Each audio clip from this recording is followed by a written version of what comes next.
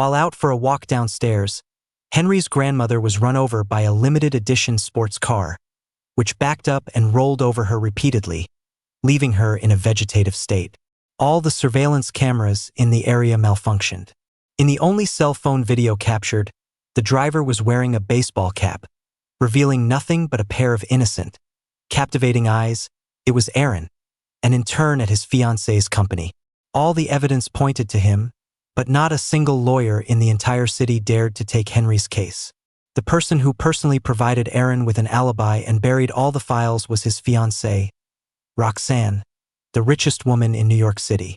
After another failed attempt to find legal help, Henry went to Aaron's university to demand his expulsion, only to find Roxanne, who was supposed to be at a business conference overseas, waiting in the office.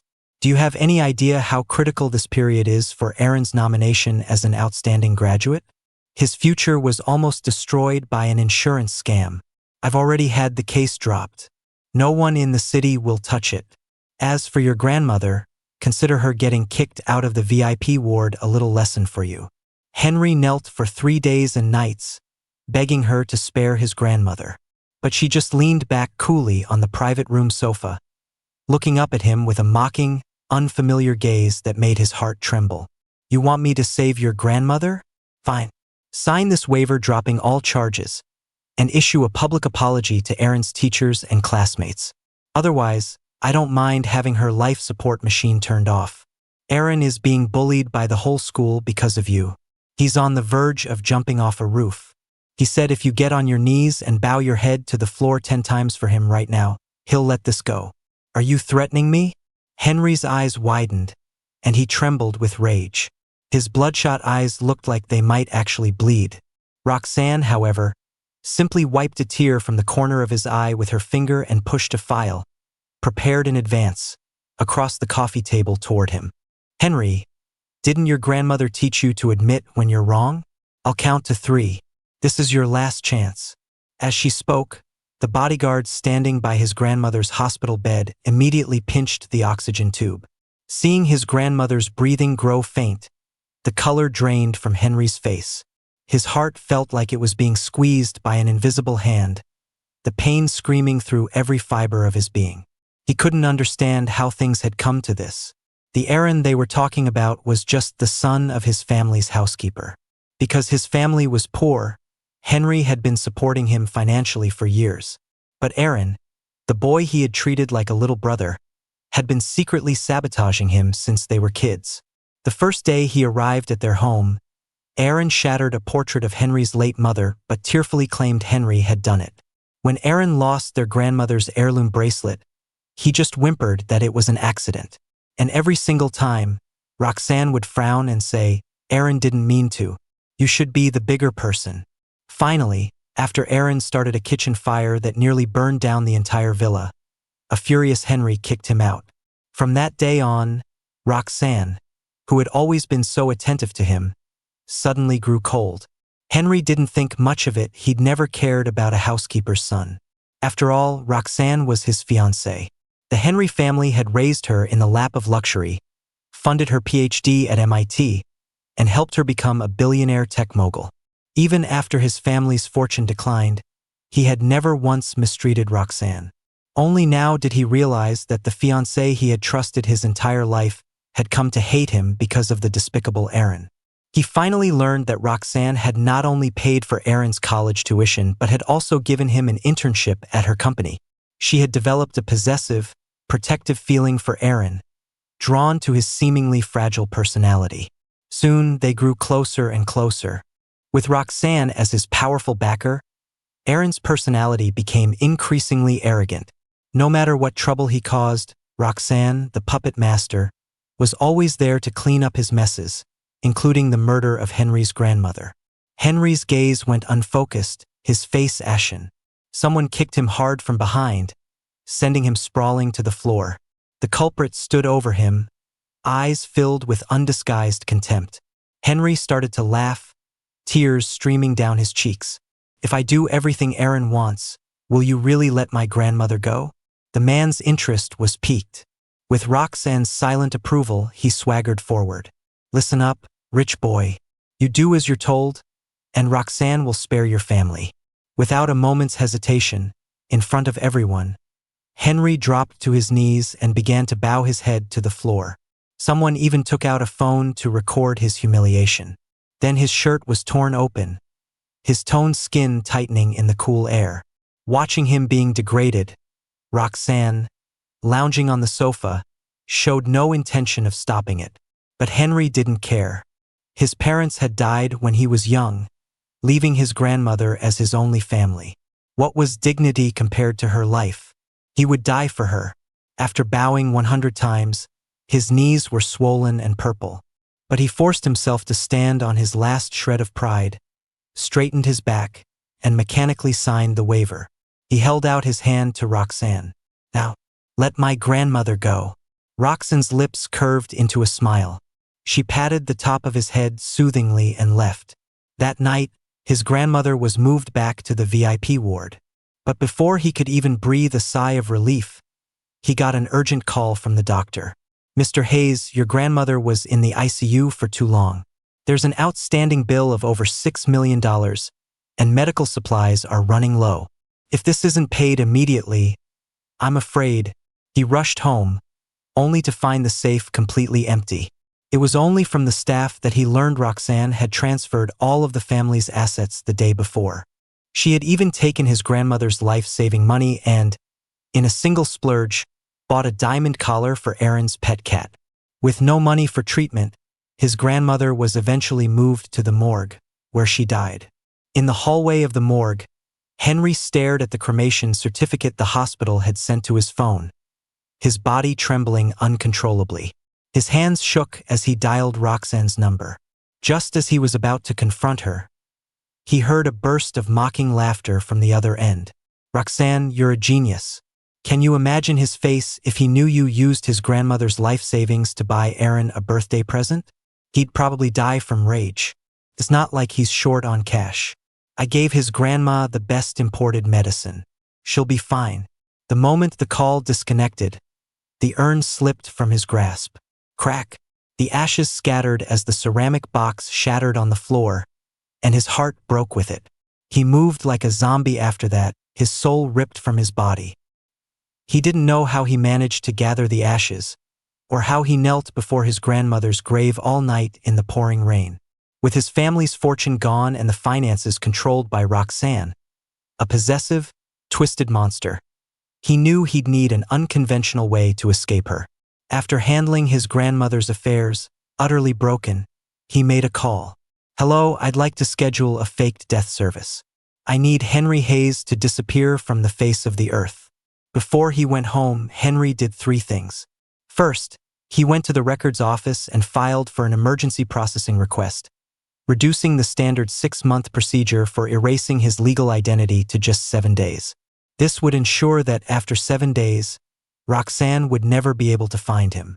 Second, he sent the old family mansion to an auction house and donated all the proceeds to the Red Cross. It was his grandmother's last wish. Third, he went alone to the family chapel. Only by atoning to his ancestors could he leave with a clear conscience. The moment he entered the meditation room, he heard heavy panting. He grabbed the doorknob, his eyes trembling as he looked inside. He saw, with horrifying clarity, 2 figures wrapped in a passionate embrace. "Roxanne, you were raised to be Henry's wife. What if he finds out?" Aaron's voice was tearful as he clung to her waist like a snake. Roxanne, usually so composed, had Aaron pressed against the ancestral statues, kissing him with wild abandon. "Just hold on a little longer. Once Henry's grandmother is dead, I can be with you openly. Don't worry, I'll give him a marriage, but I won't give him a single ounce of love." With that, she flipped Aaron over, pushing him down beneath the rows of burning incense. It was as if she wanted to announce to all their ancestors that this was true love. She opened a mahogany box containing a priceless jade pendant, a family heirloom passed down only to the matriarch of the Hayes family. Henry watched in horror as she used the pendant as a toy, running it provocatively over Aaron's body. Boom! Henry's mind exploded. Then, he watched as she threw the multi-million-dollar pendant his grandmother had given her onto the floor.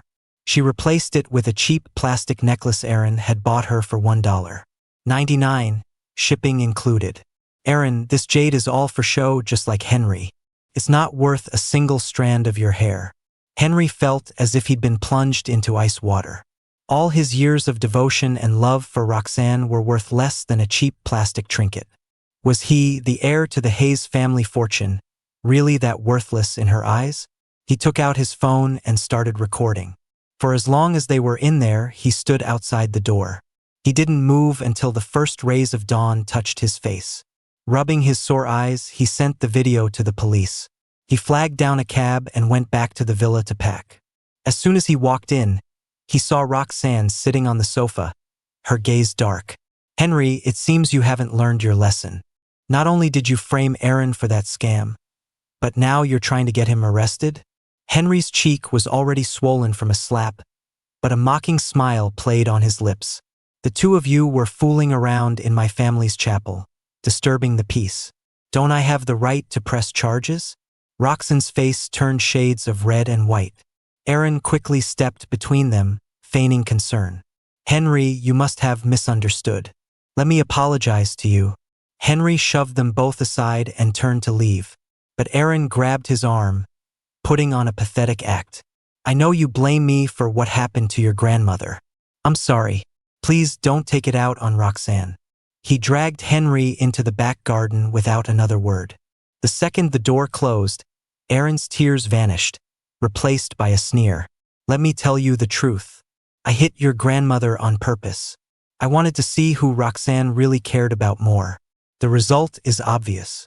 She doesn't love you. In fact, she can't stand you. Making you get on your knees for me? That was my idea. The video of you is already all over the internet. I just can't stand rich kids like you who are born with a silver spoon, while I, the housekeeper's son, am supposed to be your stepping stone. He could tolerate anything but someone hurting his grandmother. Henry's smile was glacial as he gripped Aaron's arm, his eyes freezing over. Do you really think you can win her heart with these dirty tricks? In my eyes, you're lower than trash. If you ever insult my grandmother again, I'll drag you to hell with me. The grip was painful. In a moment of desperate genius, Aaron grabbed the nearby urn that had not yet been buried. The next second, the porcelain jar went flying. The lid popped off in midair. Amidst a cloud of gray dust, the urn plunged into the man-made lake and quickly sank to the bottom. The air caught in Henry's throat. His eyes could only follow the falling urn, his brain refusing to process what had just happened. His mind went blank, but a sharp pain, like a knife twisting in his heart, buckled his knees.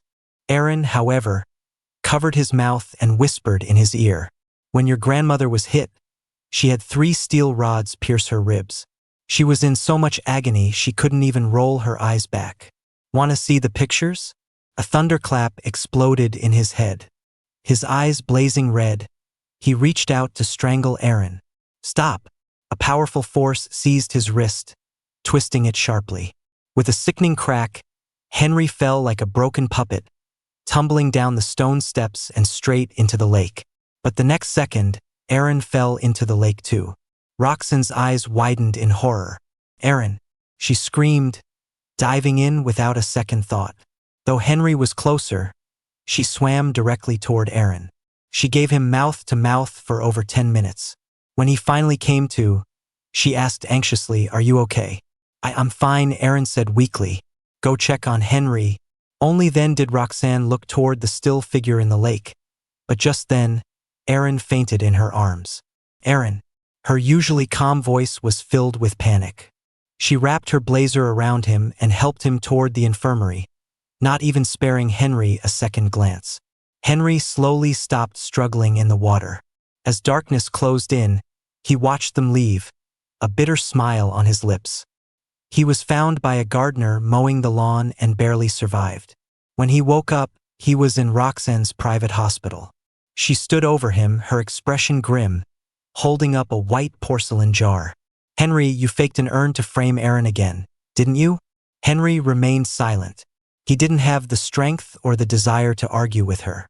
Seeing his silence, Roxanne leaned in and gripped his chin. "You curse your grandmother, You slander Aaron, and you even try to physically harm him. If I hadn't been there today, you might have actually killed someone. Apologize to Aaron. Now, Henry stared at her, his eyes tracing every line of her face. It was the face he had once been madly in love with, yet it felt as foreign as a stranger's. Twice she had unconditionally defended and enabled Aaron. There was a dashcam in the car that hit his grandmother. Why wouldn't she have checked it? Maybe she did see it and just pretended she didn't. Or maybe she just didn't care at all. I'm not apologizing, Henry said, his voice firm. What did you say? There are security cameras in the garden. I can prove my innocence. As for the person you're so determined to protect, Aaron, his car has a dashcam too. Why have you never once suspected he's a murderer? For the first time, Roxanne hesitated. But then, a muffled, tearful groan came from the next room. Roxanne, my leg hurts so much. Her heart clenched.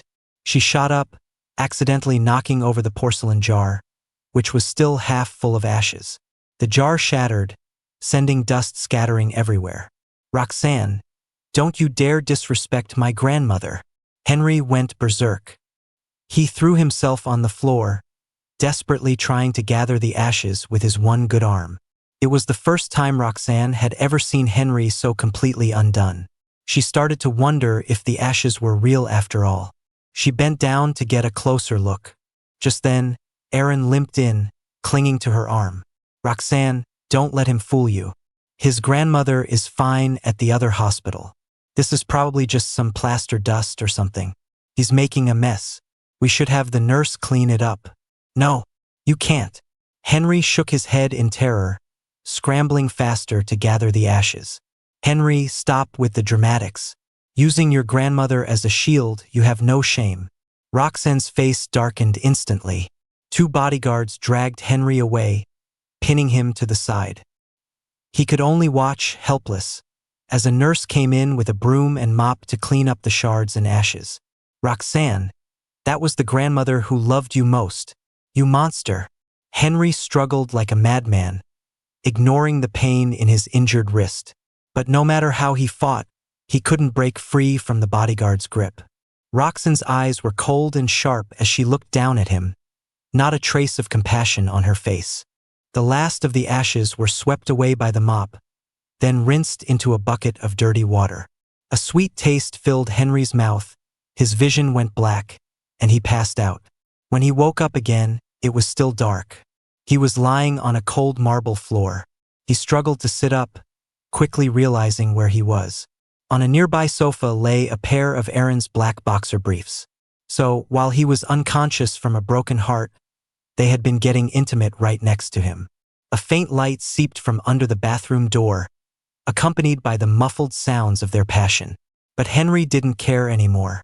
The betrayal that had once shattered him was nothing compared to the pain and hatred of losing his only family. He turned on his phone's flashlight and crawled on the floor, searching carefully. Finally, in the cracks between the stairs and the floorboards, he swept together a tiny pile of remaining ashes. It was just enough to fill a glass vial the size of his little finger. Henry clutched the vial to his chest, the weight of guilt and regret making it hard to breathe. He made a silent vow. He would remember this. Sooner or later, he would settle all scores. A week later, just after being discharged from the hospital, he was dragged by Roxanne's assistant to a company gala. He had just arrived at the polo club when a prized thoroughbred galloped past him. Riding it were Roxanne and Aaron. The tall man was nestled in her arms, and the way Roxanne looked down at him was so tender it stung. Her long fingers rested on the small of Aaron's back, a clear display of possession. The boss is so good to her future husband. Look at that horse, its flank is raw from the whip, but she won't let him feel a single bump. What are you talking about? The real fiancé just got here. That's the son of the housekeeper. Poor Henry. Even though his family's fortune is gone, he's still from a good family. I've never seen a blue blood get walked all over by the help like this. Every word was a knife in his heart. When the crowd saw Henry arrive, an awkward silence fell. It's fine. I don't mind. His voice wasn't loud, but it was clear enough for everyone to hear. Roxanne turned, her eyes meeting his numb gaze. For some reason, she felt his words weren't meant to save face for her. He actually meant it. Henry picked out a white horse from the stables, led it to the track and mounted it. He whistled, and the horse shot forward like an arrow. Today was a steeplechase, and Henry had to clear 3 hurdles, a difficult course. Just as he neared the first jump, Aaron suddenly screamed, and the horse shied, leaping into the air. In mid-flight, the strap holding the saddle snapped. Caught completely off guard, Henry was thrown from the horse. The spooked animal began to rampage. Henry, being the closest, was in danger of being trampled at any moment. An alarm sounded, but Roxanne, who was supposed to be maintaining order, had deployed all the security guards to protect Aaron. Henry's screams were agonizing as the horse's hooves trampled him, but she didn't seem to notice. It was only when Henry's blood splattered onto Aaron's clothes that she finally saw he had fallen. She reluctantly approached, bringing the out-of-control horse under control with one hand. Roxanne was a skilled equestrian, ruthless in her methods. No animal dared disobey her, but she had deliberately let the horse trample Henry. It wasn't that she couldn't control it, she just didn't want to. In the end, Henry suffered a broken right leg and was hospitalized once again. A video from the polo club was leaked and went viral online. Perhaps to salvage her reputation, Roxanne arranged for mountains of expensive gifts to be sent to the hospital, truckload after truckload. Henry threw them all into a shredder without even unwrapping them. She was always like this. She didn't love him, but she would compensate him with extravagant gifts. They say a person's heart is where their money is. But a full week had passed, and Roxanne had never once appeared. Instead, she was staying in the room next door. Every day, he heard the nurses gossiping how Miss Vance, who couldn't cook, had burned her fingers making herbal soup for Aaron. How Miss Vance, a notorious neat freak, had personally bathed Aaron and cleaned up after him. Henry had always thought she was just reserved and didn't know how to love. But how could she not know how? When she was with Aaron, she was ready to give him her entire body and soul. A few days later, Henry's leg was almost healed. One night, he got up to use the bathroom and overheard voices in the hallway. Roxanne, that was a brilliant move. It was one of her closest friends. To think you cut Henry's saddle strap yourself. Henry pushed Aaron into the lake, so you not only punish his favorite horse, but you also tried to break his neck. You'd really do anything for Aaron. What if he finds out? Roxanne took a deep breath, her voice laced with irritation. This conversation is over. I just wanted to teach him a small lesson. I didn't expect him to get hurt so badly. Roxanne was an expert rider. She had calculated that if the horse didn't jump, the fall would be minor. Who could have known that Henry would be in a steeplechase that day, and that Aaron's scream would make the horse not only jump but jump incredibly high? Well, at least now he can't walk, so he can't bully Aaron. Aaron can have some peace for a few days. It works out. I've already compensated him with $30 million in gifts. We are not to speak of this again. In that moment, a chilling cold swept over Henry. So, just to get back at him for Aaron, she had intentionally cut his saddle strap. The millions she had lavished on him these past few days were just a calculated compensation for her liability. Not because she felt bad that he was hurt. Henry bit his lip so hard it bled, but he didn't feel the pain. He silently added another debt to the ledger in his mind. Soon, Roxanne, he thought, you'll be free of me soon enough. The next day, Henry was discharged. Roxanne came to pick him up. From a distance, he saw Aaron in the passenger seat. Without a second glance, he flagged down a taxi. Roxanne's eyelid twitched. She followed his taxi closely. Henry didn't go back to the old mansion. The taxi turned onto a mountain road and stopped in front of a weathered little cabin. This was Henry and Roxanne's secret hideout when they were kids. The walls were covered with photos of them from childhood through college, including a full set of engagement photos from a trip around the world. Even when he was smiling brilliantly, Roxanne beside him always wore a cold, indifferent expression. Thinking of the countless times Roxanne and Aaron had been together, he gave a self-deprecating laugh. Roxanne wasn't cold by nature. He just wasn't the one who sparked her desire. He slowly took down all the photos, packed them into large cardboard boxes, and coldly doused them with 3 full cans of gasoline. He lit a match and it all went up in flames. The cabin was engulfed in a roaring fire, embers dancing around his unsteady figure. "Henry, are you insane? Why would you burn our engagement photos?" He was suddenly pulled into a fierce embrace. As if waking from a dream, he looked up at Roxanne's worried but angry face and laughed mockingly. "I burned them to make room for you too, didn't I? Fine, so you're still jealous of Aaron." Roxanne's knuckles turned white as she sneered. "Today is Aaron's birthday, and you had to pull a stunt like this. You're just playing hard to get, trying to ruin his party, aren't you?" Hearing her arrogant words, Henry found it hilarious. His love for her had been incinerated along with that fire. What was there left to play hard to get for?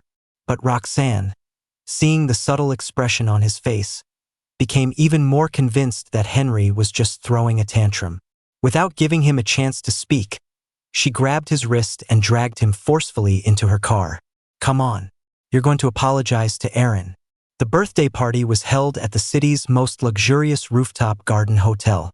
The guests were dressed to the nines. Even the low-born Aaron was wearing an expensive, custom-tailored suit.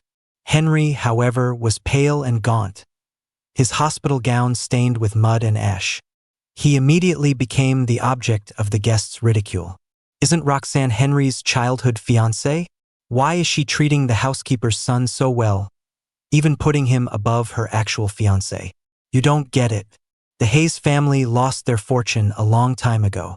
Roxanne was forced into that engagement. Now she can finally pursue her true love. Poor Henry. No family, no money, and no love." But these piercing words couldn't hurt him anymore. The moment she saw Aaron, Roxanne let go of Henry and rushed to his side. She knelt on one knee and personally fastened a limited edition watch worth hundreds of millions on his wrist. She used her own sleeve to gently brush the dust off his pants. She recited heartfelt vows as she presented him with an antique signet ring, a symbol of her family's honor. Henry watched this romantic scene and quietly sat down in a secluded corner in the back. A giant screen in the garden played a slideshow documenting the past 10 years of Aaron and Roxanne's friendship. The guests were filled with envy, and even Roxanne's eyes softened. The moment Aaron blew out the candles, the screen suddenly switched, displaying dozens of intimate photos of Aaron and Roxanne, along with some of his private pictures. The entire hall erupted in chaos. Everyone assumed it was Henry's doing. After all, exposing the other man was a classic move for a scorned fiancé. Roxanne's eyes turned sharp as she roared, "Henry, what is the meaning of this?" Just as Henry was about to explain, Aaron ran up to them, crying, "Henry, I'm just a housekeeper's son. I'm no threat to you. Why would you take these pictures to slander me and ruin my reputation? Roxanne, maybe I should just leave.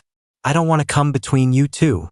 With that, he ran out of the banquet hall in tears. Roxanne couldn't stop him.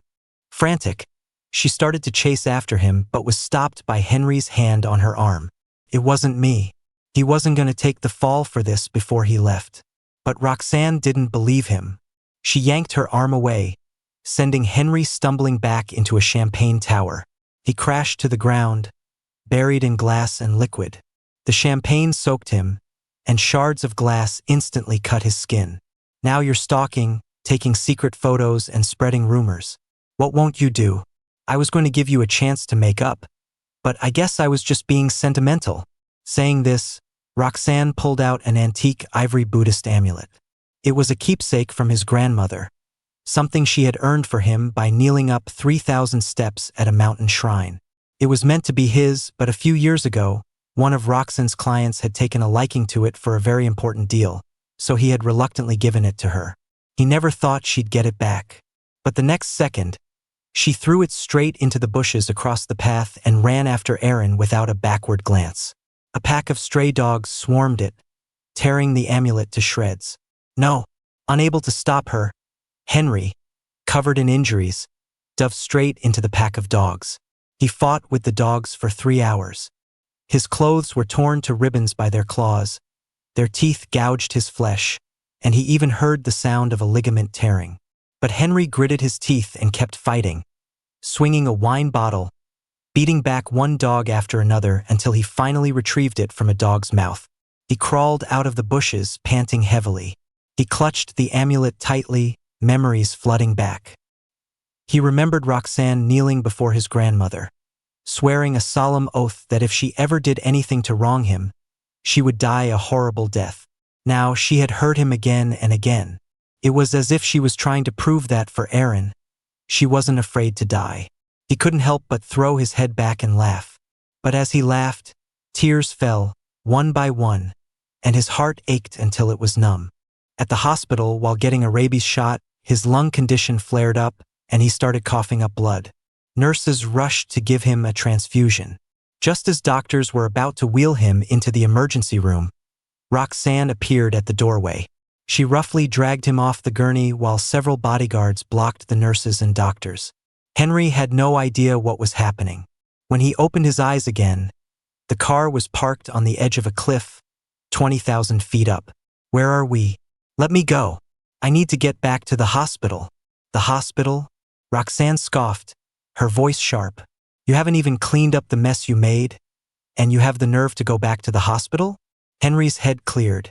Over Roxanne's trembling shoulder, he saw Aaron standing at the edge of the cliff. Of course, it was for him again. The scandal had blown up online. Aaron was being relentlessly attacked by netizens. His mother, the housekeeper, had to resign and move out of the Hayes mansion with her son, leaving them homeless. Unable to handle the fall from grace, Aaron was now threatening to jump. Roxanne pushed Henry toward the cliff. Aaron immediately took a step back. Don't come any closer. I brought him. Henry said he wants to apologize to you and will issue a public clarification online. Apologize? A public clarification? The words jolted Henry fully awake. Impossible, he said, fighting through the pain. Why should I apologize to him? They were the ones who cheated first. Why should he, the victim, be the one to apologize? Hearing this, Aaron clenched his fists, but his expression remained shattered. Yes, of course, the young master doesn't need to apologize. My life is worthless. I deserve to be mocked and insulted. I might as well just die. Roxanne gasped in fear. Don't. She turned and roared at Henry. How can you be so heartless? What's wrong with saying you're sorry? The moment the words left her mouth, she kicked him. Henry fell to his knees unexpectedly, a sharp pain shooting through them. The woman standing over him threatened, if you don't apologize and clear his name, I'll have to go after your grandmother. His grandmother? She had the nerve to bring up his grandmother? His grandmother was already dead, killed by her own hands, and she didn't even know it. Roxanne, you killed my grandmother yourself. I have nothing left. You have no leverage over me anymore. He screamed the words, but they were lost in a gust of wind. Roxanne froze for a second but quickly regained her cold demeanor. She pulled out a horsewhip studded with thorns. Are you going to apologize or not? He instinctively tried to run, but the bodyguards behind him rushed forward, pinning him to the ground. Crack! As the whip came down, Henry trembled in pain, but he clenched his fists, refusing to make a sound. Seeing he didn't answer, Roxanne brought the whip down on his back again. Harder this time. I'll ask you one more time. Are you going to apologize? But the man on the ground kept his lips sealed, refusing to speak. He had done nothing wrong. Why should he apologize? Seeing his stubbornness, Roxanne lost her temper. The whip fell on his back again and again. Soon, Henry's entire back was a mess of torn flesh and blood, but he still refused to admit fault. Finally, her assistant, unable to bear it, stepped forward and grabbed the whip. Ma'am, if you keep this up, you're going to kill him. Only then did Roxanne stop, tossing the whip aside. Henry, don't let there be a next time. Henry couldn't hold on any longer. His head slumped to the ground, and he lost consciousness. He was left on the cliff like a broken doll. In a daze, he saw Roxanne pick up his phone, take several pictures of him, and then, using his hand, post a public clarification. Roxanne immediately went to Aaron, cooing softly, Aaron, you see? I made him apologize. Come down now, be a good boy. She reached out and helped him down. Henry watched, his heart aching. Just as he managed to pull himself up against a rock, Aaron walked over and grabbed his hand, feigning gratitude. "Thank you, Henry." But with his back to Roxanne, he smirked. And in a low voice, he added, "As another man, don't you think you're pathetic?" Enraged, Henry tried to pull his hand away, but Aaron held on tighter, pulling him back a few steps until they were both teetering on the edge of the cliff. "Ah!" They both screamed at the same time. Roxanne rushed to grab them, but she only managed to catch Aaron's hand. Henry fell. As he plunged downward, memories of the two of them flashed before his eyes like a movie reel. In the end, she had chosen Aaron. Henry didn't die. During the fall, he got caught in a pine tree on a ledge. Thanks to a rope left by some hikers, he managed to survive. But he hung upside down on the cliff for 3 days. He had 6 broken ribs, and every breath was agony. Fighting through the pain, Henry pulled out his phone and sent his location to the faked death agency. Half an hour later, a helicopter arrived. His phone rang. Roxanne's cold, low voice came through the speaker. Aaron's ex-girlfriend, Shelby, showed up with their kid. "He's in a bad way and needs someone to take care of him. He'll be moving in for a while. Don't come home and bother us." Henry looked down into the deep abyss of the canyon and said nothing. "It's Monday, I have to go take care of him." In the background, he could hear Aaron laughing. Roxanne moved the phone away from her mouth and added, "Don't come home for the next few days. I'll come see you next weekend. And stop bullying Aaron from now on." Henry smirked. "Okay, goodbye," he said softly. How ridiculous. Did she really think he'd be waiting for her to come back? Roxanne's throat tightened for a second, surprised by her own harsh tone, but she said nothing more and hung up. The moment the call ended, a crew member tapped him on the shoulder. "Mr. Hayes, the dummy and the explosives are in place. Ready for detonation on your command." Henry took the remote. His eyes welled up, his heart pounding so hard it felt like it would burst from his chest. He could finally die. He could finally be free. Boom! Without hesitation, he pressed the red button. A series of violent explosions ripped through the air. As the explosions continued, the cliff face fractured and crumbled, caving in completely. Amid the billowing black smoke, Henry's face was cold and illuminated. He snapped the SIM card from his phone between his fingers. Then he tossed it into the flames, where it was reduced to ash. The helicopter climbed high into the sky, the smoke obscuring the view below. Henry gripped the guardrail and whispered, "Goodbye, Roxanne. Goodbye, Henry Hayes." The helicopter disappeared into the clouds, heading for a private island in the Caribbean. From now on, he and Roxanne were separated by life and death, never to meet again. Meanwhile, at the hospital, Roxanne had assembled the city's best medical team to treat Aaron, but after 3 days, he still showed no signs of waking up. The doctor held the report, frowning slightly. "Ms. Vance, all of Mr. Cole's vital signs are normal. There's nothing physically wrong with him." Roxanne's face darkened instantly, her voice like ice. "If there's nothing wrong with him, why isn't he awake?" The doctor, intimidated by her sharp gaze, hesitated before saying tactfully, "Physically, Mr. Cole is fine. As for why he hasn't woken up, it could be depression, or he could be resting." "Resting?" Roxanne sneered, a hint of impatience in her eyes. "Are you saying he's faking it?" The doctor felt suffocated by her aggressive demeanor and quickly waved his hands. No, that's not what I mean. It's just that, from a medical standpoint, there are no abnormalities." Roxanne ignored the doctor and returned to the room, sitting by Aaron's bed and staring at his pale face. She watched over him for a full day. Her phone buzzed at some point, probably a message, but she didn't even look at it.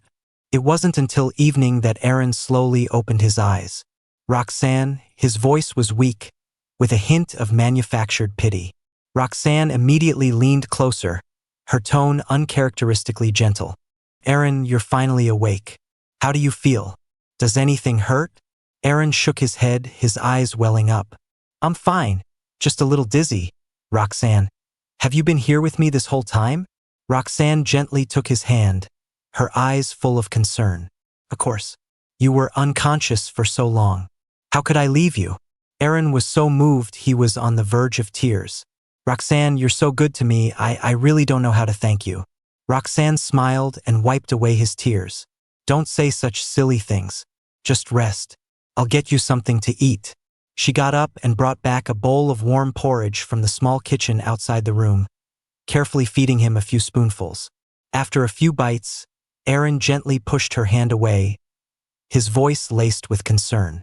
Roxanne, you've been here all day. You should get some rest. Don't worry about me. Roxanne was indeed exhausted. She nodded and picked up her phone to leave.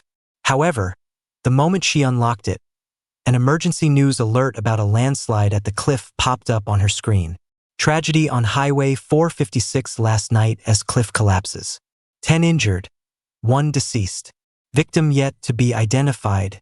Roxanne froze, her mind a complete blank. The cliff on Highway 456, that was the exact spot she had taken Henry. She suddenly remembered the look of utter despair in his eyes that day at the cliff. At the time, she was so focused on saving Aaron that she had let Henry fall. But Henry had been on the university mountaineering team. He'd even fallen off a cliff once to save her and climbed back up the next day without a scratch. Henry wasn't fragile like Aaron. How could he die so easily? That unidentified body, it had to be a coincidence. She suppressed the doubt in her heart, her fingers hovering over the messaging app, about to send a text. An inexplicable panic rose within her, as if something important was slipping through her fingers and she couldn't hold on. Roxanne, what's wrong? Aaron's worried voice came from behind her. Roxanne snapped back to reality, quickly putting her phone away and forcing a smile. Nothing, just something at work I need to take care of. Aaron nodded, a look of dependence in his eyes. Then you should go. Don't let work pile up. Roxanne agreed and left the room. However, she didn't go to the office. She drove straight to the cliff. When she got to the cliff, she froze. A landslide was still in progress, with rocks and mud tumbling down. Boulders crashed down, swallowing the mountainside. Rescue workers were battling the elements. Henry? Roxanne immediately ran toward the slope buried in mud. From the top of the cliff to the river at the bottom, she searched every dangerous area but saw no sign of him. She tried calling him, but it went straight to voicemail. Roxanne bent over, gasping for air, her heart pounding like a drum. Her mind was a complete blur until she saw the shattered rocks from the collapse. Could it be? She rushed back into the landslide area without a second thought. Pushing past the rescue workers, Roxanne scanned the area, shouting, "Has anyone seen a man in a white hospital gown? He's my fiancé. I have to save him." Just then, a worker stepped forward hesitantly. "We found an injured man in a hospital gown earlier, stuck halfway down the cliff," he said uncertainly. "But I'm not sure if I saw clearly. I think he was already gone." Boom! The color drained from Roxanne's face. Even though he was vague, even the smallest possibility was unbearable. Henry could be trapped in that cliff. At that thought, she couldn't wait for the rescue team any longer. She started climbing the cliff herself, so fast that no one could stop her. "Ma'am, you can't go in there. My God, that landslide will kill her." The frantic shouts were drowned out by the howling wind. Roxanne had just reached a pine tree on the cliff's edge when a wave of mud and rocks slammed into her, making it hard to breathe. A black men's shoe was hanging from a branch. Roxanne's heart lurched. Just as she reached for it, a loud cracking sound echoed through the air. Crack! Lightning struck the pine tree. As the branch snapped, she fell from the cliff, clutching Henry's shoe. She landed on an inflatable cushion the rescue workers had set up below. Before she could recover from the fall, she saw a dark figure tumble down with her. She knew that body shape all too well. Even the size of the hospital gown matched Henry's. The shoe even had his initials on the back. Everything seemed to confirm her deepest fear. Henry, it was her Henry. Roxanne trembled and scrambled to her feet, rushing toward the body. But after just a few steps, a fallen tree trunk blocked her path, crashing down and hitting her squarely in the back. She collapsed, her vision blurring. She reached out toward Henry. She was so close to saving him, so close. Then she lost consciousness completely. While unconscious, Roxanne had a dream. She saw Henry falling off the cliff. When she tried to grab his hand, he suddenly let go and was swallowed by the landslide. He kept falling into the darkness, but she could clearly see the despair on his face. His eyes filled with disappointment in her. "Roxanne, I'm done with you." Suddenly, Roxanne's eyes shot open. She scanned the hospital room, then grabbed a nearby nurse. "Where is Henry?" She didn't dare ask if it was his body. She asked where he was. She had been clinging to a sliver of hope, but the nurse's words shattered it. "He's in the morgue." Roxanne froze, her hand falling limply to her side. Felt like she had been struck by lightning. The blood in her veins turned to ice, and an invisible hand squeezed her heart so tightly she could barely breathe. The morgue? Henry was dead? She couldn't believe it. She threw off the covers and, ignoring the sharp pain from her fractured back, stumbled to the morgue. As she entered, she saw a body on a gurney. Roxanne trembled, staggered forward, and slowly reached out to lift the white sheet. The face beneath was disfigured. Boom! She nearly collapsed. She braced herself with one hand on the table, her other hand shaking as she touched the face. Though most of the skin was damaged, she knew those eyes, that brow. It was Henry. Roxanne's legs gave out, and she sank to the floor. Perhaps the shock was too much. She bent over, dry heaving, the acid in her stomach churning until she was clutching her abdomen in pain. Just then, her assistant walked in. She rushed to help Roxanne up. "Ms. Vance, you're still injured. Please, you have to take care of yourself." The security footage shows that Mr. Hayes didn't die in the landslide. Hearing this, Roxanne looked up, grabbing her assistant's arm, her eyes red. What? She had regained a bit of her composure. The landslide was severe, but Henry was an expert in wilderness survival. Unless, the footage shows him letting go. He jumped. It was suicide. The words hung in the air. Roxanne stared blankly. The conclusion matched her own fears. Suicide?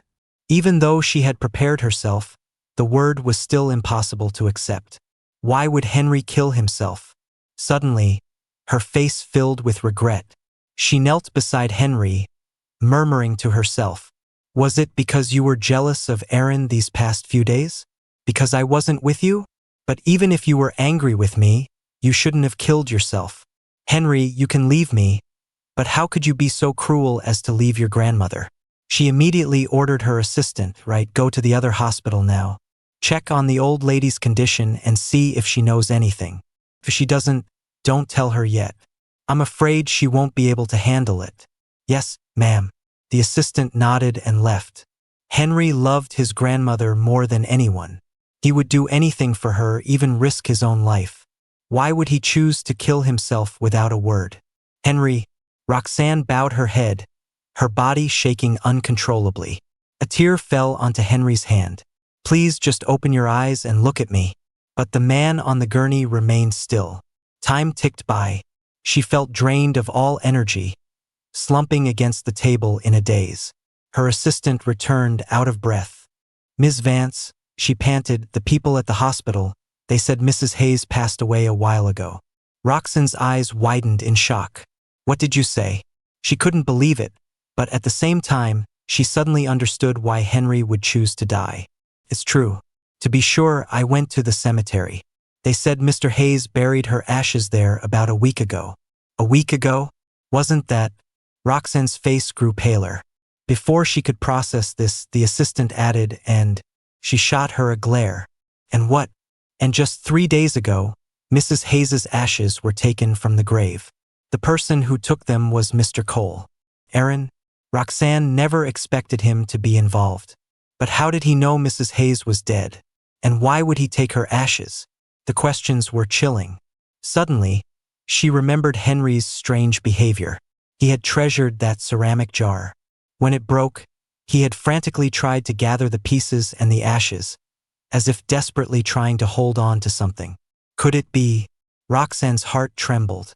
Her eyes turned cold and menacing, a terrifying aura radiating from her. Investigate it, she snarled. I want to know everything he's done this past week. A furious roar echoed through the cold morgue. The assistant, startled, scurried out without a moment's delay. After her outburst, Roxanne deflated like a popped balloon, quietly keeping watch over Henry, the panic inside her growing exponentially. Henry, what really happened? She gripped Henry's hand tightly, her mind guessing at the truth but still deceiving herself. What did I do that made you lose the will to live? Please don't punish me like this. Can you wake up? Please? If you wake up, you can hit me, scream at me, I'll take it all. Just don't be dead. I was raised to be your wife. You said we would be together forever. Roxanne knelt on the floor, confessing her sins. But in the grim silence, there was no sound but her own increasingly desperate cries. Her fiancé was dead. Just as he had said in her dream, he was done with her. He was never coming back. Roxanne clutched her chest. Her heart felt like it had stopped beating. Even the dust motes in the air seemed to freeze. She collapsed to the floor, her consciousness fading once again. But the pain in her heart continued. When she woke up, it was dawn. Roxanne sat up in her hospital bed, staring blankly at the morning light. It wasn't until her exhausted assistant walked in that her expression shifted. Speak. The assistant looked at her pale face, her heart pounding. Finally, she spoke. I investigated the cause of Mrs. Hayes's death. The hospital said it was because she had no money for treatment, so her condition worsened. The woman in the bed flinched. She suddenly remembered that day. Henry had called her dozens of times, crying. And what was she doing? At an auction. She was spending a fortune on Aaron, buying him a limited edition watch he'd been begging for. She had spent the entire night with Aaron, even scolding Henry for being immature. Turned out she had been completely blind. This was all Aaron's doing. She was complicit in Mrs. Hayes's death. And Henry, how heartbroken he must have been. No wonder he hadn't come home for those 2 days. She thought he was sulking, but he was handling his grandmother's funeral. Roxanne gripped the bedsheets, regret and fury threatening to consume her. The assistant spoke again, her voice trembling. Also, spit it out, she roared. The assistant tensed. I found something else. Mrs. Hayes's accident wasn't a scam. The dashcam footage shows that Mr. Cole intentionally hit her as she was crossing the street. He even delayed the ambulance, and it wasn't the first time he's done something like this. Ms. Vance, Mr. Cole isn't as innocent and kind as you think, and Mr. Hayes wasn't as cold and vicious as you believed. You should see for yourself. She looked at the folder in front of her. The moment her hand touched the string, her heart began to pound violently. She had a feeling that opening this folder would plunge her into a bottomless abyss. Roxanne hesitated for a moment, but then her clenched fist relaxed, and she slowly untied the string. The instant she saw what was inside, her eyes flew open. At the very top of the file was a criminal report. The words, larger than usual, leaped out at her, evidence related to the crimes of Aaron Cole. In that moment, everything went silent. Roxanne's hands trembled as she pulled out the contents, piece by piece. The further she read, the darker her expression became. At the hospital, Aaron, busy planning his future, was awakened by a ringing phone. He frowned, squinting, and answered without even looking at the caller ID. Who is it? An anxious voice came from the other end. Aaron, honey, you said that once Mrs. Hayes was out of the way, you could take over. When are we finally going to move into the big house? Aaron's grip on the phone tightened. Mom, he said soothingly, the old woman is dead, and Henry is missing. Roxanne is head over heels for me. The Vance fortune will be ours soon enough. Besides, I have the kid. Roxanne will have to accept me for the child's sake. It won't be long before she's proposing to me. I'll send you the key to the mansion. You can move in first. Even if we're squatters, Roxanne will never know the truth. As Aaron spoke with his mother, a dark figure appeared silently behind the glass door. The fresh lilies couldn't hide the darkness in Roxanne's eyes. The moment Aaron hung up, she quietly pushed open the door and walked toward him. The next second, a blood-curdling scream echoed from the room. Ah! Boom! A massive thunderclap split the sky. In the pouring rain, A bloodied body was dragged away by a group of stone-faced bodyguards and thrown into a car. In the stormy night, Aaron's screams were drowned out by the thunder, eventually fading into silence. A pair of black high heels stepped over the faint traces of blood and walked away. By then, Henry had already arrived at his first private island. The salty sea breeze washed over him. He was the sole owner of this island. A villa and a beach, a pool and a sports court. Harmless wild animals occasionally roamed by. The facilities were complete, perfect for both vacations and long-term living. Henry fell in love with it instantly. He didn't close off the island completely. He designated a portion as a resort area and hired a manager. The island wouldn't be too desolate, nor would it have problems from too much traffic or poor management. The island was home to all sorts of unique plants, and deep in the jungle were animals he had never seen before. In his free time, Henry would paint the island's beautiful scenery. One day, his work was discovered by Dana, a renowned avant-garde painter on vacation, who began to mentor him personally. Dana was astounded by Henry's incredible talent. "Dustin," she said, using the name he now went by, "I've heard about your past. You love to paint. You started studying at age 3 and got into the top art school in the country. Your work was already getting noticed back then. You could have been a star in the international art world, but after your senior year, you never picked up a brush again. May I ask why?" Henry's hand tightened on his paintbrush. After a moment, he said, "Because a woman wasted 7 years of my life." Seeing Dana's surprise, Henry smiled faintly. "But that's all in the past. From now on, my life is about painting. There will be no more love." Henry had graduated with a degree in oil painting and had a strong foundation. Under the master's guidance, he quickly made a name for himself in the international art world, even receiving an invitation to lecture at a salon in France. As his exhibitions gained popularity, major art associations in his home country began to invite him, including his alma mater. Faced with a thick stack of invitations, Dana looked at Henry with concern. She knew his history and his extreme reluctance to return to his country. After careful consideration, she decided he didn't need to attend the domestic tour. But before Dana could speak, Henry interrupted her. "Dana, I need to go on this tour. My professors at my old university were very good to me. One of them is desperate to see me. I have to go." But Henry knew what Dana was worried about. After all, he had faked his own death to escape. If he suddenly appeared in front of people who knew him, it could cause unnecessary panic. And Henry didn't want to run into Roxanne again, so he offered a pre-planned excuse. "I'll just wear a mask the whole time.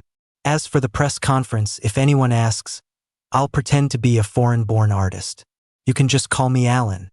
Dana tapped her fingers on the table for a few moments before finally nodding. "All right, we'll do it your way." The first stop of the Innocence of Being art tour was, naturally, New York City. As the hottest exhibition of the season, tickets sold out the moment they were released. The event was so popular that even Roxanne, who usually cared little for art, was given a few tickets by a business partner. But she left the ticket under an ashtray, leaning back on a sofa in an exclusive nightclub and downing her 10th glass of whiskey. The alcohol burned her throat but couldn't extinguish the regret and anger that had festered in her heart for 3 years. 3 years ago, she had personally sent Aaron to prison. She had intended it to be a 1-month sentence, just to teach him a lesson. But Aaron bribed a guard and escaped. The next day, Henry's body was dug up from his grave, and even the photo on his headstone was defaced. When Roxanne learned it was Aaron's doing, she called the warden that night. She gave him special instructions to have the inmates take good care of Aaron. The warden threw Aaron back into the prison's basement. He then found a group of thugs who, as if on command, swarmed inside. The door slammed shut, and Aaron's nightmare began again. The men tore off his clothes, touching every inch of him. One after another, they drugged him and relentlessly took what they wanted. He would wake up only to pass out again over and over. The small space reeked of sweat, filth, and sex. Aaron felt like he was being drained dry. He wanted to fight back, to scream for help. But his hands were in so much pain he could barely move, and his throat was raw. He had never felt such despair and humiliation. He lay naked on the floor like a worn-out doll, tossed in a garbage heap and stepped on by scavengers. The old Aaron was gone. After what felt like an eternity, the door opened. The thugs walked out satisfied. The wind outside dispersed the stench, leaving him an empty shell. Roxanne walked in and crouched down. The tenderness was gone from her eyes. You have 2 lives on your conscience. I wanted you to pay with your own life, but that would be too easy. I want you to live with this broken body and remember this humiliation for the rest of your miserable life. You can go now, but don't let me see you in this city again, or you'll wish you were dead. With that, she stood up and walked out. Aaron watched her leave, his eyes blazing with a deep, burning hatred. Roxanne, I'm not done with you. But even after her revenge, Roxanne felt empty. After leaving the prison, she went straight to the master bedroom. She had brought Henry's body back. It now lay in a custom-made cryogenic coffin. She knelt and touched his face. All she felt was the cold, rough texture of the preserved skin. Her heart sank. Henry, she whispered his name. Then she continued, as if talking to herself, I've made Aaron pay. Does that make you feel any better? Can you forgive me? Forgive me for my foolishness? And it was a monumental foolishness. Thinking about the events of the past few years brought a dull ache to her heart. If she hadn't mistakenly trusted Aaron, Henry wouldn't have been driven to suicide. Just as Aaron had said, if he was the main culprit, she was the accomplice. The main culprit had been punished. What about her? Perhaps she already knew the answer. Roxanne looked at the sleeping figure and added, I've had someone start restoring your grandmother's ashes. Just wait a little longer. Soon you'll be able to rest in peace with her. Mrs. Hayes had been her benefactor. When her first startup failed after college, it was Mrs. Hayes who had funded her studies abroad and her tech ventures, never asking for anything in return except that she be good to Henry. The Hayes family had never wronged her. And what had she done? She had enabled a housekeeper's son to murder the old woman. She had listened to Aaron's lies and driven the woman's only grandson, the man who loved her most, to his death. She couldn't repay these debts in 2 lifetimes. Tears of regret streamed down her face as she leaned over and kissed Henry's cold lips. Henry had once told her, in a moment of passion, that he would marry only her, that they would grow old together. He said even in death they should be buried together. At that moment, she had felt incredibly happy. But a lifetime is long, and promises are easily forgotten. At some point, Roxanne had stopped opening up to him.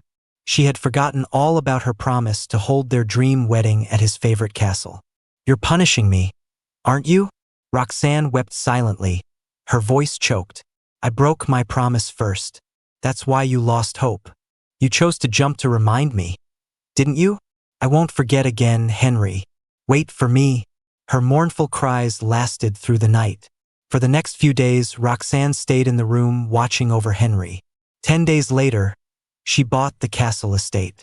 She had Henry's body cremated, dressed him in a groom's tuxedo with a boutonniere, and held his funeral there.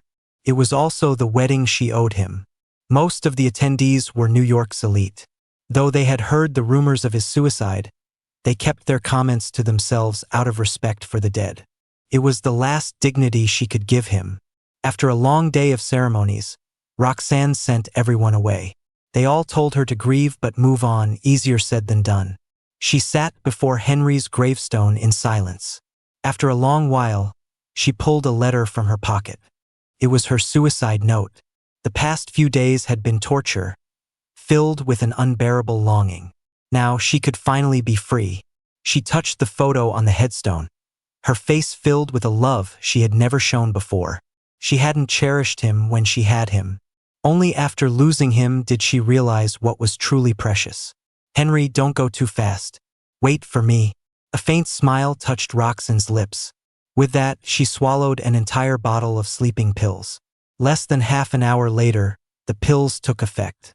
She collapsed in front of the gravestone, her vision turning black, her breathing becoming shallow. But she felt no fear. She was about to see the one she longed for. Henry, Ms. Vance. Just then, her assistant returned. Seeing the scene, she panicked, throwing Roxanne over her shoulder and rushing to the hospital.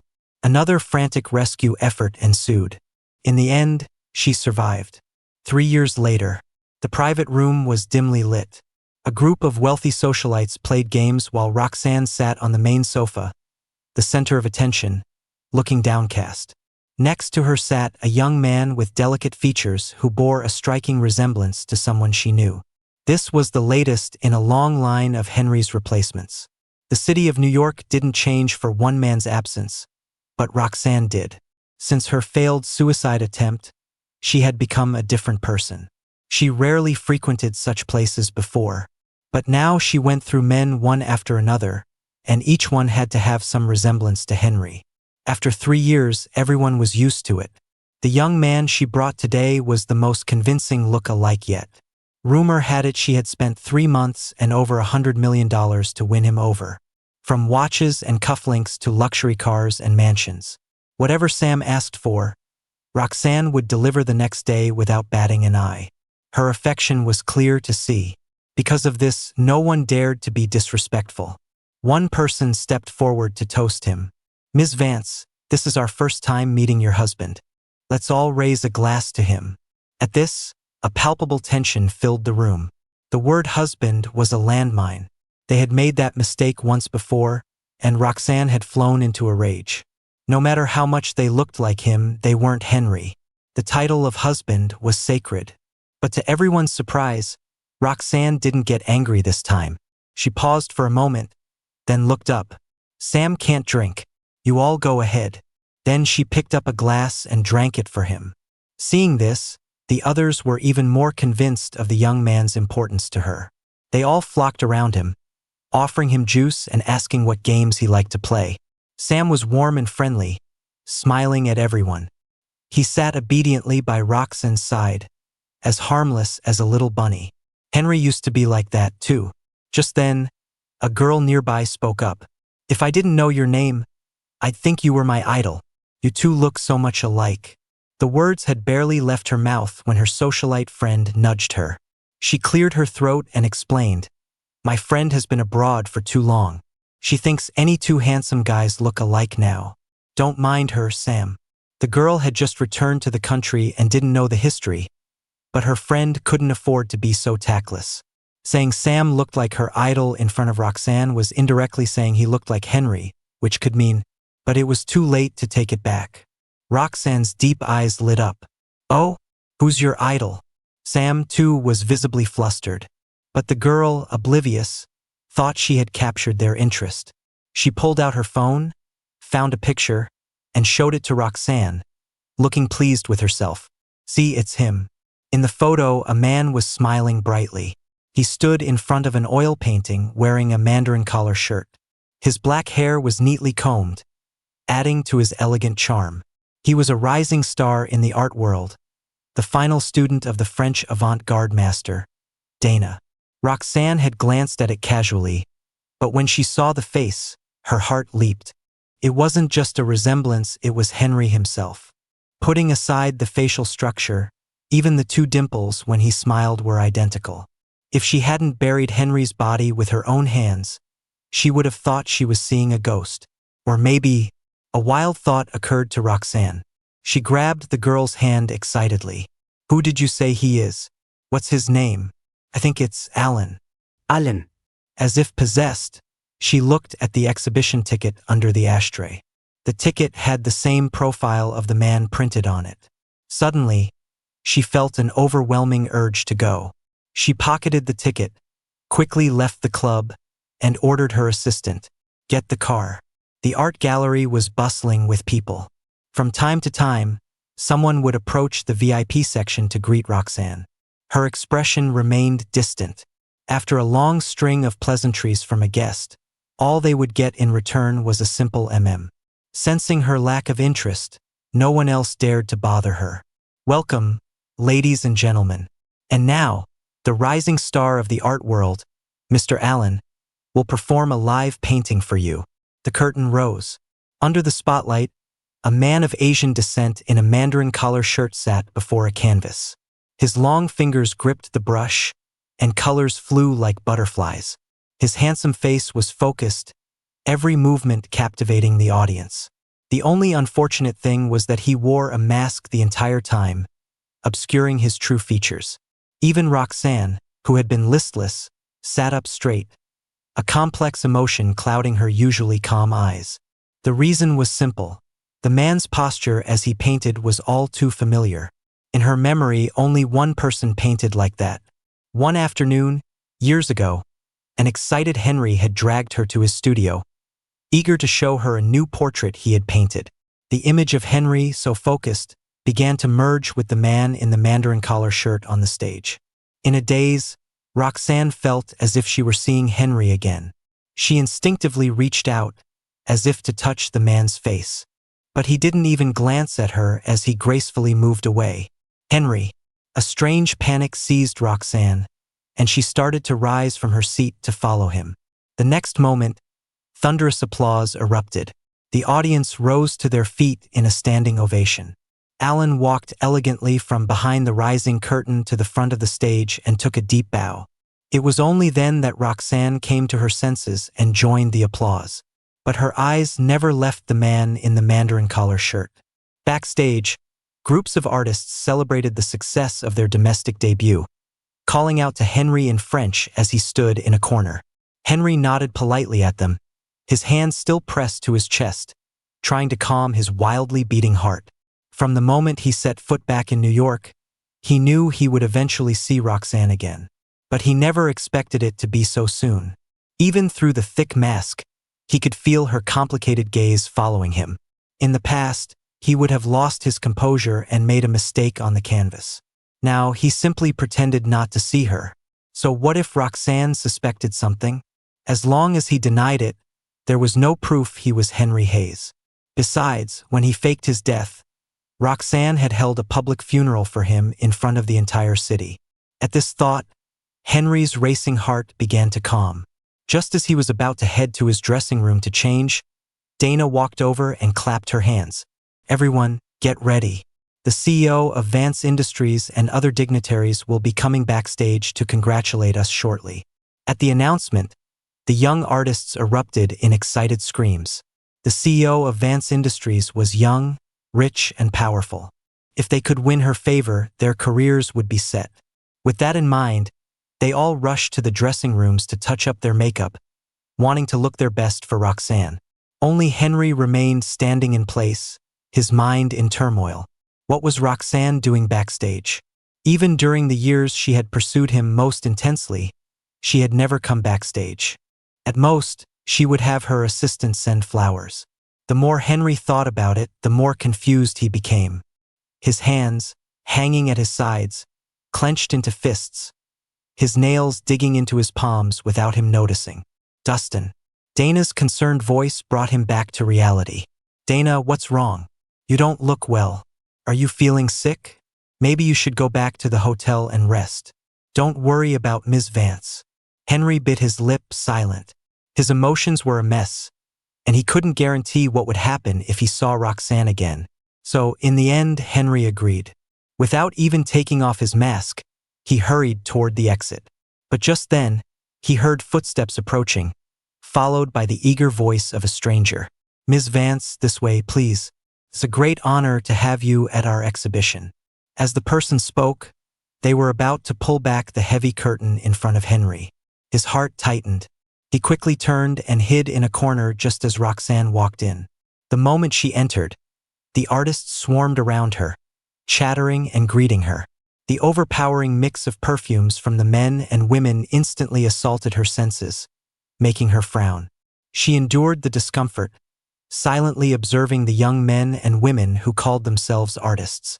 Suddenly, her gaze fell on a corner. In an instant, she had found her target.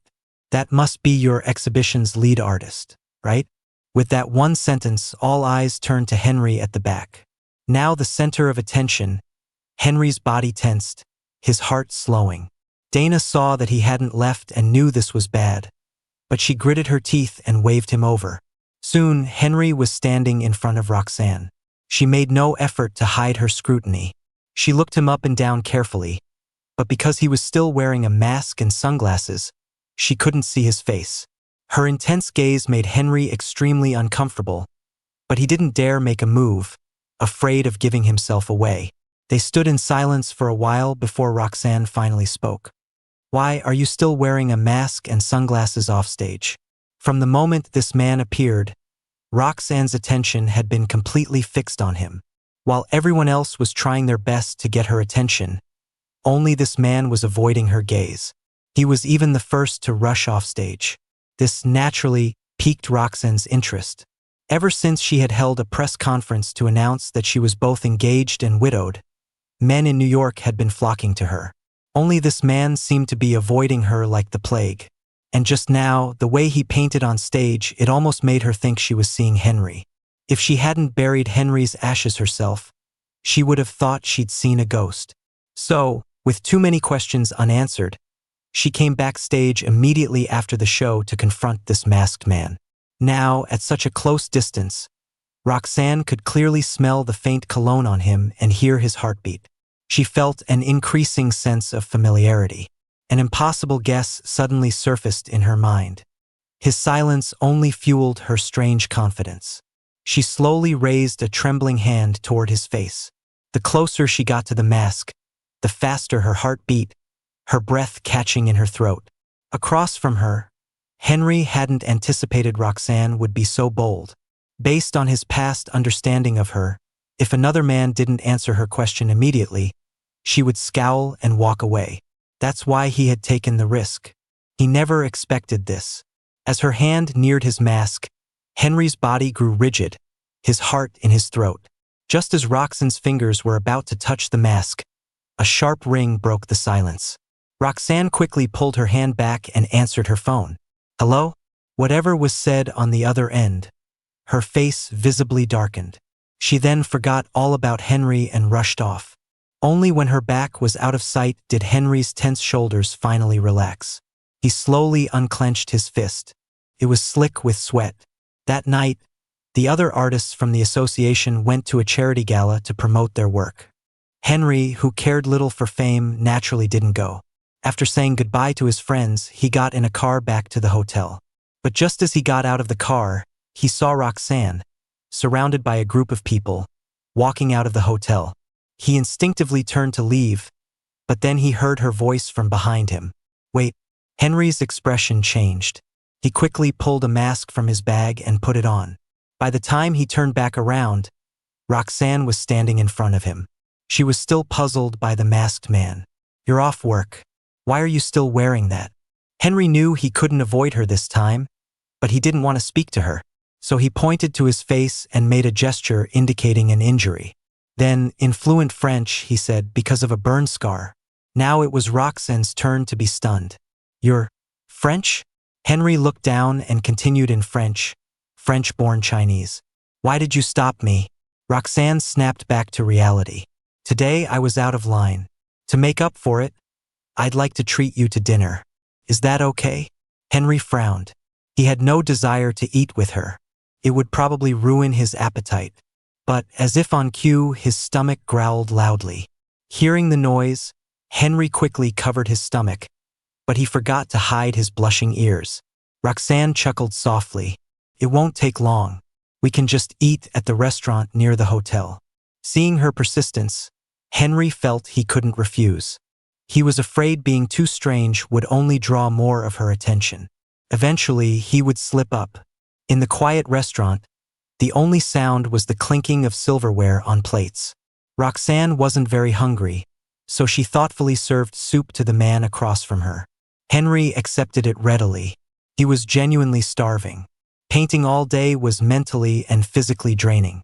Moreover, he was used to his home country's food and hadn't had a decent meal since coming abroad, losing a significant amount of weight.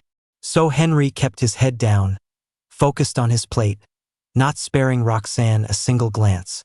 Though the food was delicious, he couldn't ignore the constant stare from across the table. It was impossible to ignore. So Henry finally put down his utensils, picked up his phone, typed a few words, and showed it to Roxanne. "Why do you keep staring at me?" Roxanne had been captivated. finding him more and more like Henry. The words just slipped out. You remind me of someone I used to know. Someone she used to know? Who? Henry's eyes flickered, his grip on his glass tightening. Roxanne clenched her hands and then gave a bitter smile. My fiancé. Perhaps because the man in front of her looked so much like Henry, Roxanne let down all her guards. She poured out all the pain she had kept hidden for years. I loved my fiancé very much, but because of some lies from an outsider, I made a terrible judgment. In the end, he took his own life. Since then, I have the same dream every night. I'm on the cliff, and I manage to grab his hand, but just as I'm about to pull him up, he breaks free and falls into a fire. And ever since his body was dug up by that person, I haven't dreamed of him at all. I've gone to so many temples, but every priest tells me the same thing. He doesn't want to see me. Years of suppressed emotion finally burst forth. The usually formidable woman covered her face and sobbed in front of a complete stranger. If Henry were just an ordinary person, he would have been moved by her story, perhaps even offering her a tissue. But he was the man in her story.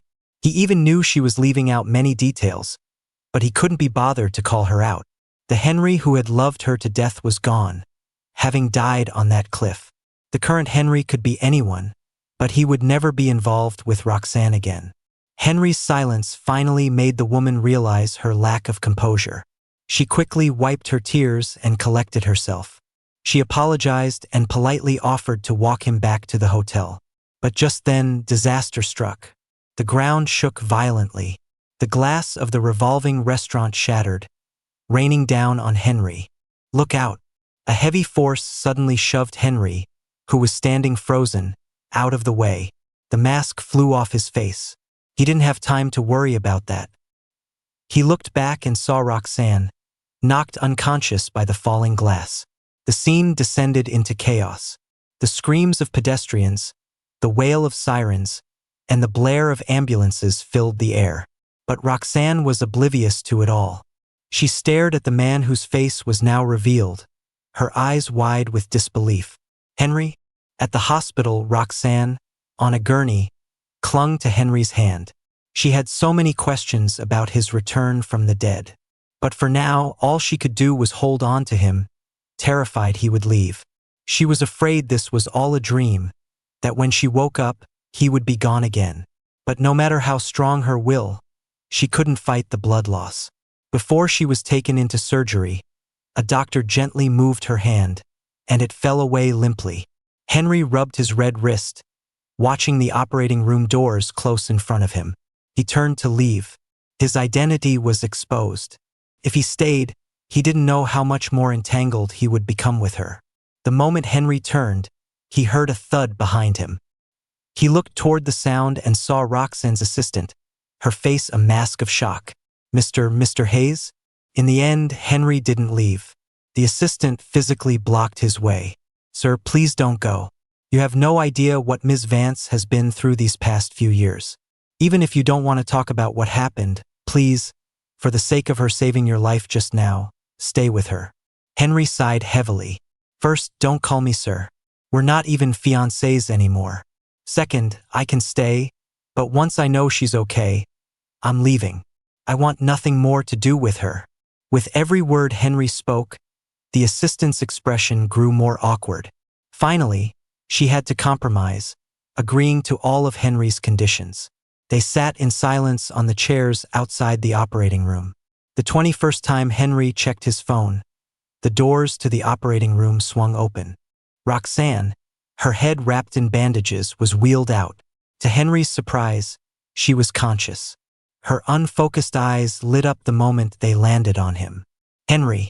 In the VIP room, Roxanne ignored her injuries and pulled Henry into a tight hug, her voice filled with a mix of ecstasy and fear. Thank God. Thank God you're alive. I almost followed you back then, but I was saved. You have no idea how I've survived these last 3 years. Over 1,000 days. I've missed you so much I thought I would go insane. Please don't be so cruel to me again. Her expression was pained, her words desperate.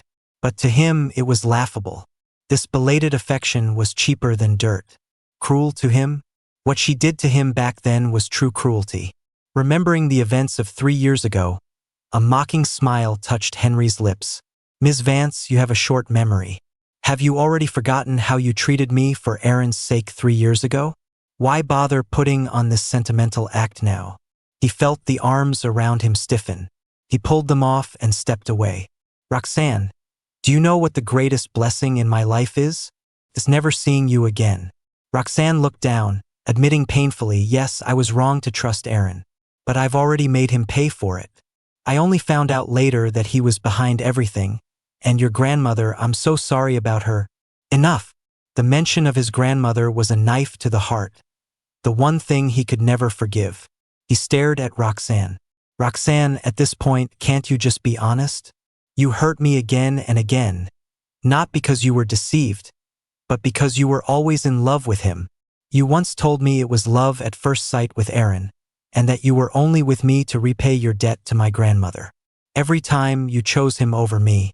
You even deluded yourself into unconditionally defending him. I've accepted that fact and paid the price for my mistakes. Why are you still here, deceiving yourself and making us both sick? Struck to the core, Roxanne fell silent. For 3 years, she had been avoiding this question, never daring to admit that her divided heart had led to the deaths of Mrs. Hayes and her fiancé. She didn't know why it happened. She knew she had fallen in love with Henry, but the moment Aaron appeared, she couldn't help but want to take care of him. Maybe, as Henry said, she had always harbored a secret, unfulfilled desire for him. She had finally satisfied that longing. But in the end, she had lost the one she truly loved. Seeing Roxanne's pained expression, Henry felt no pity. He turned and walked away. For the next 2 weeks, Henry was consumed by the art exhibition, leaving no room in his mind for Roxanne. After the final show, he finally had a long-awaited vacation. Just as he was about to rent a car for a road trip, he received a call from Roxanne's assistant. She said something had happened to Roxanne and begged him to come to the Vance estate. Knowing Roxanne's personality, Henry assumed it was just another one of her games, but he didn't bother to call her out. He just said calmly, I'm not a doctor. I can't help her. He hung up without waiting for a reply. To prevent further disturbances, he blocked her number. But that night, as he was taking a taxi alone, someone grabbed him from behind and covered his mouth and nose. A pungent chemical smell filled his nostrils. He struggled for a moment before losing consciousness. When he woke up, it was completely dark. He felt the familiar decor and realized he was in the old Hayes mansion. In the vast villa, Henry's wrists and ankles were bound by cold iron chains. Every slight movement produced a crisp clinking sound. It was only then that he understood. Roxanne was far more terrifying than she appeared. She hadn't begged him to come back out of love, but to satisfy her own twisted sense of possession. Roxanne, you know I don't love you anymore. Why won't you let me go? On his 38th failed escape attempt, Henry asked her this. Roxanne gently stroked his face, her eyes burning with a desire he couldn't comprehend. Henry, give me one more chance. I'll make you fall in love with me again, she replied. Henry suddenly burst out laughing. He laughed until tears streamed down his face. During his imprisonment, Roxanne had the kitchen prepare gourmet meals for him every day. Luxury items worth millions piled up in front of him. Even the staff advised him to just accept his role as the master of the house and enjoy the life of luxury. But the more Roxanne gave him, the emptier he felt. The chains were a constant reminder that he wasn't a person, but a plaything. Gradually, he began to waste away, becoming a shell of his former self. When Roxanne returned from a business trip, she was shocked by his condition. She frantically ordered the chains to be removed, but he no longer had the strength to run. He just slumped against her, his breathing shallow. How have you been taking care of him? Roxanne's veins bulged on her forehead as she glared at the staff. Get a doctor now. The doctor arrived quickly and gave Henry a full examination. He then pulled Roxanne aside, his tone grave. Mr. Hayes's condition is due to psychological issues. You can't keep him confined like this or else what? Roxanne stared at the doctor, her sinister gaze terrifying. The The doctor had heard rumors of Roxanne's cruelty. After some thought, he swallowed his words. As he was leaving, he heard Henry's weak voice calling for help. He said, "Please, get me out of here." The doctor's heart ached, but in the end, he hardened it and walked away. Watching the doctor leave, Henry closed his eyes in despair. In the following days, Roxanne brought in a psychologist to hypnotize him, attempting to erase his memories. Just when Henry thought he would never escape, the unexpected happened. A fire suddenly broke out in the villa. The panicked staff fumbled to unlock his restraints and evacuate him. Just then, a familiar figure rushed toward him. "Dustin, come with me." Dana threw him over her shoulder and stumbled out of the villa, getting him into a car waiting by the road. When he saw who else was in the car, Henry froze. It was someone he thought he would never see again. His most important friend in the world. "Henry." Jax hugged Henry tightly, his eyes red with emotion. Henry had a friend a few years older than him, and they were as close as brothers. But due to certain events, they had lost contact for years.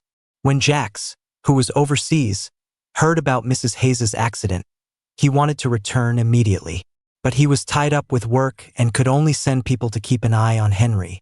He had, of course, learned about what Roxanne had done to him. Later, he found out Roxanne had taken Henry captive at the old mansion. The villa was heavily guarded. After several failed attempts to break in, he gritted his teeth and set a fire. Thankfully, Henry was saved. "Henry, it's my fault. I shouldn't have disappeared for so long and let you suffer so much alone." Jax's voice was choked with regret. When he first heard about how Roxanne had hurt his best friend, he thought it was just a rumor. After all, Roxanne was the woman Mrs. Hayes had chosen for Henry. She had cared for him since they were children. How could she hurt him? But the videos he uncovered told a different story. His cherished friend had been manipulated and abused by Roxanne and Aaron, not only suffering physical and mental trauma but also nearly losing his life. He was filled with remorse and swore to make Roxanne and Aaron pay a terrible price for what they had done and get justice for Henry. After a moment of shared emotion, a thought struck Henry. "Roxanne is cunning and ruthless," he said, worried. "She won't let you get away with taking me." After all this time, he had come to understand that Roxanne was a psychopath masquerading as a normal person. Her obsession went far beyond the normal bounds. But Dana reassured him. "Don't worry, Dustin. Your friend has it all planned out. While he was trying to save you, he was also working to bring down Vance Industries. The whole story has been leaked online. Roxanne is about to be finished." That night, the saga of the Vance and Hayes families exploded across social media. When the public learned what Roxanne and Aaron had done to Henry, they were outraged. A massive backlash began, and Vance Industries' stock plummeted. Unable to handle the pressure, Roxanne's old health problems resurfaced, and she was hospitalized.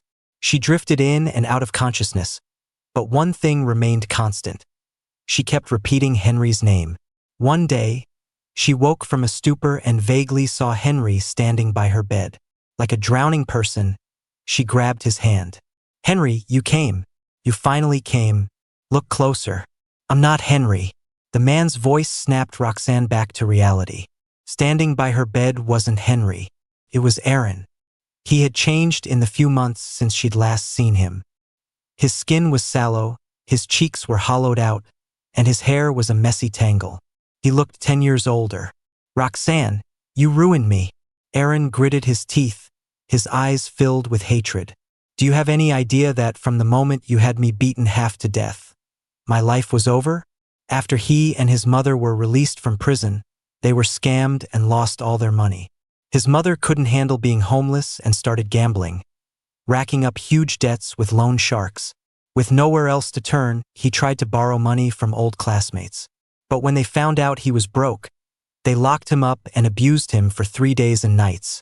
While they tortured him, they called him the son of a homewrecker. Falling from grace overnight, Aaron broke. The only thing he thought about every day was taking Roxanne down with him.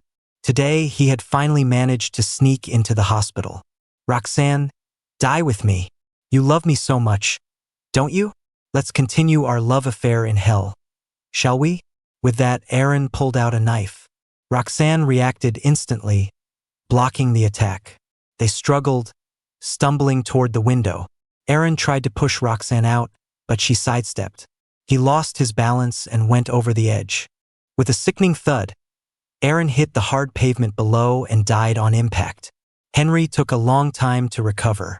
Dana, still feeling guilty for letting Henry walk into a trap, stayed by his side, taking care of him. She was an expert in art therapy. She took him to see mountains, rivers, and lakes, painting landscapes with him. Immersed in nature, Henry slowly began to heal from the darkness. In early April, he packed his bags, ready to return to France with Dana to continue his studies. Jax saw him off at the airport, reluctantly telling him to take care of himself. Just as they were about to go through security, a figure appeared in their line of sight. Roxanne was wearing a loose hospital gown, stumbling as she ran toward him. Jax quickly shielded Henry. "You psycho, why aren't you dead yet?" he snarled. Roxanne didn't seem to hear him. Her eyes were fixed on Henry. "Henry, please don't go," she begged. "If you stay, I'll give you everything I have." Henry had never seen her like this. Humble, haggard, as if drained of all strength. He was silent for a long time. Ignoring Jax's worried look, he patted his arm and walked toward her. "Henry," Roxanne reached for him, but he coldly avoided her touch. As despair filled her eyes, he said softly, "You know, I once truly loved you. I loved you without reservation. I remember the day I saw you sitting in the library, reading quietly. I was captivated. It was love at first sight. You were like a light in my dark world. I thought you were the only one for me. I cherished every moment with you. Even when I found out you had ulterior motives, I deluded myself into thinking that maybe, just maybe, you had some genuine feelings for me too. But in the end, you still pushed me into an abyss from which there was no return. Roxanne, I gave you chances. More than one. Now there are no more chances. And my love for you is gone." Henry turned and walked back to Jax, leaving Roxanne with nothing but the sight of his retreating back. Roxanne stared at his disappearing figure. When he was completely gone, she couldn't hold on any longer. A metallic taste filled her throat. Blood she couldn't swallow sprayed from her lips, staining the ground in front of her. Roxanne swayed and collapsed. Back in France, Henry managed his island while also studying at the Royal Academy of Arts, thanks to Dana's recommendation. Henry was a classic handsome man, and he had many admirers at school. Jax, worried about his best friend, was concerned he would fall for the wrong woman again, so he started vetting potential partners for him. But no matter how beautiful or wealthy the women were, Henry always refused. The last relationship had drained him completely. He didn't have the courage or the energy to start a new one. Until New Year's, when Dana hosted a party for her students. A French girl who looked a lot like Dana gathered her courage and approached Henry, asking if he would sit with her. Her name was Wendy, Dana's younger sister, and one of his many admirers. She had clear eyes, a graceful figure, and blonde hair that shimmered in the light. Wendy wasn't as forward as his other suitors. She was more reserved, hesitant to get too close, but she would always secretly help him when no one was looking. The first time Henry saw her, his heart felt a flicker of the excitement he hadn't felt since he was a teenager. At Dana's urging, Henry agreed. Wendy was overjoyed, her already bright eyes sparkling like stars. She instinctively reached for his hand but stopped mid-air, scratching her head awkwardly. I'll take good care of you," she stammered. Henry smiled. He thought, even if they didn't become a couple, being friends with such a sweet girl would be nice. That evening, Wendy brought her own ingredients to the kitchen and handled everything, washing vegetables, cooking, and setting the table, without letting Henry lift a finger. Once everything was ready, she pulled out a chair for him like a gentleman. Then, she draped a blanket she had brought over his shoulders. "This is a great spot. I'll take pictures and you can eat and watch the fireworks." As she finished speaking, she felt a tug on her sleeve. Henry was pulling at her cuff. "You should watch the beautiful scenery with your own eyes. Sit down and watch with me." Wendy's ears turned red again. As they waited for the northern lights, neither of them spoke. Henry ate the sweet and sour ribs, marveling at Wendy's cooking skills. Just then, a news alert popped up on his phone. Former business magnate Roxanne Vance passed away this morning. Her company has declared bankruptcy, marking the end of an era. Seeing the familiar name, Henry paused for a moment. Wendy received the same notification. She had a crush on Henry, so she had, of course, looked into his past. She knew what he had been through and who Roxanne Vance was. When she heard Roxanne had died, she instinctively looked at Henry. To her surprise, he just glanced at his phone and then put it away. "Henry, are you—" "Look, the fireworks." The sudden appearance of the aurora borealis cut Wendy off. The students all raised their cameras. Henry picked up a pair of binoculars and stood on his toes to get a better look. As far as he could see, the dark blue sky was torn open, and vast curtains of colored light bloomed, casting a dreamlike glow over the cold city. Henry was lost in the beauty of the fireworks. But when he lowered the binoculars, he realized Wendy wasn't watching the lights. She was watching him. The girl had rosy lips and fair skin. Her golden hair glowed softly in the night, a few strands dancing in the gentle breeze. For a moment, Henry thought he saw his own reflection in her eyes.